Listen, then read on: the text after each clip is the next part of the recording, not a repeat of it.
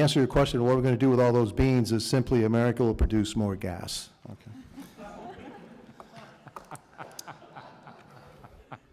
Magical. Now, on a more serious note, Ambassador Lighthizer, throughout history, communist and socialist regimes such as the USSR, Czechoslovakia, Yugoslavia, Cuba, Venezuela, Bolivia, Romania, and Vietnam, at one time or another, what they have done eventually is they've nationalized industries.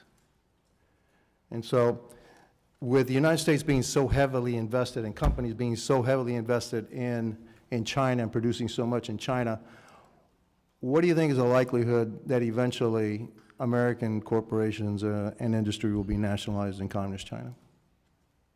So this is U.S. businesses operating in, so what they have tended to do, I'll give you a good example. So you have like the Ball Corporation, which everyone knows about, and they make more beverage cans than anyone else. And if you go back to 2015, they made the most beverage cans in the United States and the most in China. And they had a joint venture partner. And over a period of time, the joint venture partners started to set up their own companies. And then pretty soon, all the market share goes to them, and now they sell zero and they pull out. So it's kind of unnecessary to nationalize them. What you basically do is create a competitor, direct all the customers away from the U.S. company. What I say is if you're a U.S. company, you're going to make as much money as they want you to make for as long as they want you to make it. And you have all these people who sort of think it's different than that, all these businesses that kind of think, and to me, it's like the movie The Sting, like the big con. They make a few big hits, and then pretty soon, bang, they go in there and they're out. And there's just one example after another. Well, we have some companies that are really, really invested in, one of them, like a fruit company. No, it's actually not a fruit company. It actually produces computers. It has a fruit in the front, okay? Which produces, 90% of their things, their iPhones, et cetera, over in China. Super invested.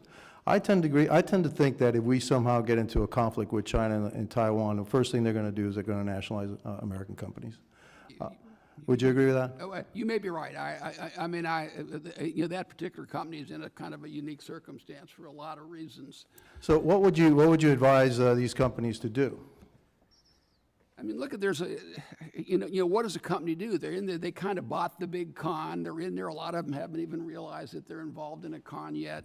You see companies, I'll give you an example, Ford, which has made enormous investments and they're not making any money and haven't made any money for years. You see some other auto companies were making a lot of money and now they're starting to make less money because the Chinese companies are taking over the market. To me, in the things that I know about, I would say be very, very skeptical. Don't think you're smarter than a rigged game, because everybody thinks they are, but nobody really is. Is there something that we should do here in Congress to try to protect American investors, especially those who are in pension funds and mutual funds, et cetera, that are invested heavily in China, to try to start to protect their investment in the future, knowing or thinking that that may be an eventuality?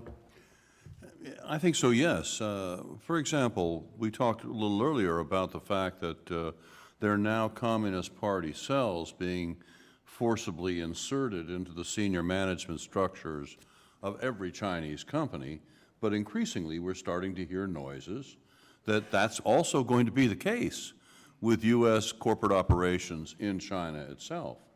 And it seems to me that that's not on. You look at the ones to watch are J.P. Morgan Chase, BlackRock, others that are going into China trying to have that holy grail of penetrating that market and selling the kind of services they do here, which has, of course, been restricted to date. Total lack of reciprocity in every category in the financial sector, I can tell you right now. But it seems to me legislatively that action can be taken there. For example, I would say that there could be a bill that would indicate that it's simply not going to be the case that U.S. operations domiciled in China are going to have a Communist Party cell successfully implemented in their senior management structure. If that's the case, then it's just over, period. And stop fooling around about this. Because again, there comes a point where the relationship has deteriorated to such an extent, and we are seeing the true colors of our foremost adversary so vividly that it's time to take a stand on these kinds